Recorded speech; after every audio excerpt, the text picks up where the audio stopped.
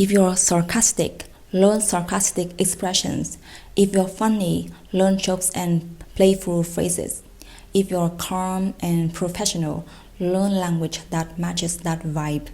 And start practicing English inside your normal daily life. Describe your room, talk about your outfit, explain what you're making for breakfast, talk about your pet, your friends, your day, the news you watch, or something annoying that happened at work. Narrate your life in English because those are the things you actually care about emotionally. And emotional connection helps you remember vocabulary much faster. This is also how you figure out what vocabulary you truly need. When you try to talk about your real life and suddenly realize, wait, I don't know this word, that's when learning becomes powerful.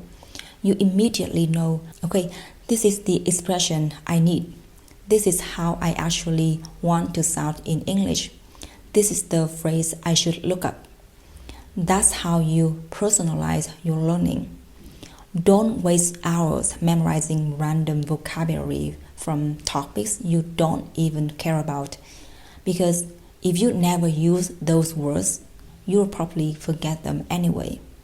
And remember, you don't need to know every word in English. Your passive vocabulary will always be bigger than your active vocabulary. That's normal. You naturally understand more words than you actually use because we spend way more time listening, reading, and watching than speaking or writing. So yes, you might understand a documentary about a topic you're not personally interested in, even if you would never use those same words yourself in conversation, and that's completely okay. But if your goal is to speak more fluently and confidently, then your focus should be on building active vocabulary, the words and expressions you can actually use naturally in your everyday life.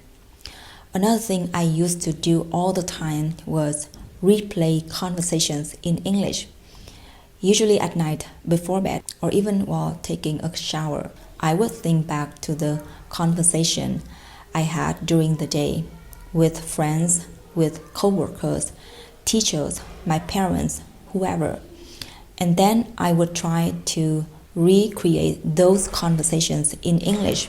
That's when I would notice gaps in my vocabulary. I would realize, okay, I know what I wanted to say, but I don't actually know how to say it in English. Then I would go look up the words or expressions I needed. I also used to practice speaking about topics related to work. I would prepare a small presentation in my head and pretend I was explaining something to a group of people and trying to convince someone of my opinion. Since the ideas originally came from my native language, I already knew how I wanted to sound. I knew the type of words and tone I needed.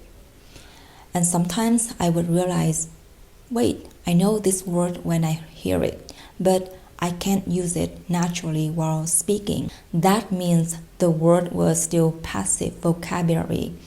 I understood it, but it hadn't become active vocabulary yet.